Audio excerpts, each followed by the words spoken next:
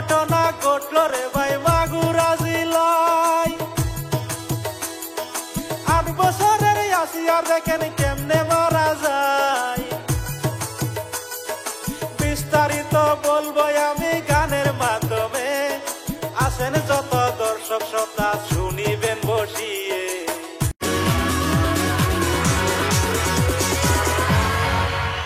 আসসালামু আলাইকুম স্যার। আসসালামু আলাইকুম আমার প্রিয় দর্শক শ্রোতা। তো বন্ধুগণ, আপনারা সকলেই হয়তো জানেন বাংলাদেশের সেই বগুড়া জেলার কাহিনী। 8 বছরের সেই ছোট্ট শিশু আসিয়াকে কিভাবে তারা নির্মমভাবে নির্যাতিত করে তাকে হত্যা করেছে, সকলেই তা জানা। আমরা চাই সেই দোষীদের কঠিনতম কঠিন শাস্তি হোক, তাদের খুঁজে বের করে যেন হয় সেই কামনাই করছি। তো সেই ছোট্ট বোন আসিয়ার উদ্দেশ্যে সাদিকুল ভাই একটি গান বানিয়েছেন।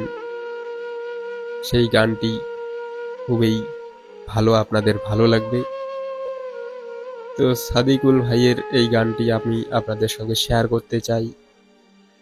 সেই ছোট্ট 8 বছরের শিশু আসিয়ার কে যারা নির্মমভাবে হত্যা করেছে তাদের শাস্তি চাই, সেই কামনা রেখেই এই গানটি আজকে আমি এখানে আপনাদের সামনে শেয়ার করব, আপনাদের সামনে পরিবেশন করব।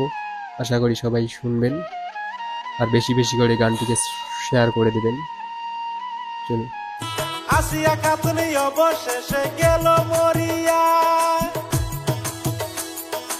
এই দুনিয়ার মায়া ছেড়ে গেল চলিয়া। বারবার কি কথা জানি বলতে চাইতেছিল, অবশেষে সেই কথাটা বলা নাহি হলো। ও তার পরাণ পাখি উইরা যে গেল, ও ডাক্তার বারবার চেষ্টা করতেছিল, পরাণ পাখি উইরা যে গেল।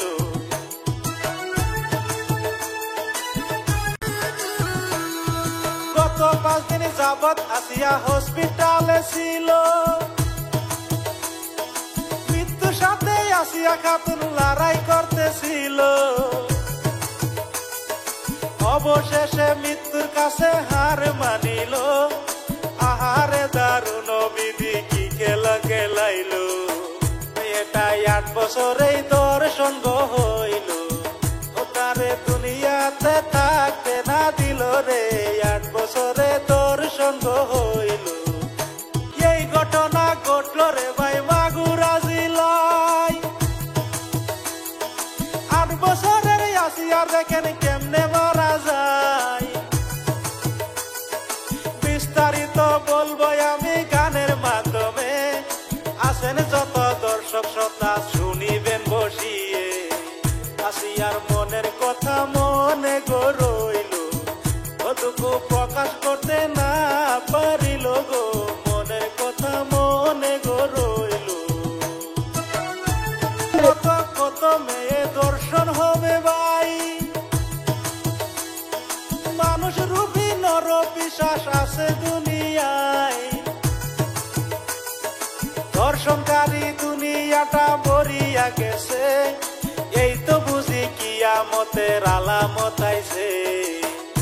আমি এরকম ঘটনা শুনি নাই, যেটা আসিয়ার সাথে ঘটে গেল ভাই, এরকম ঘটনা শুনি নাই।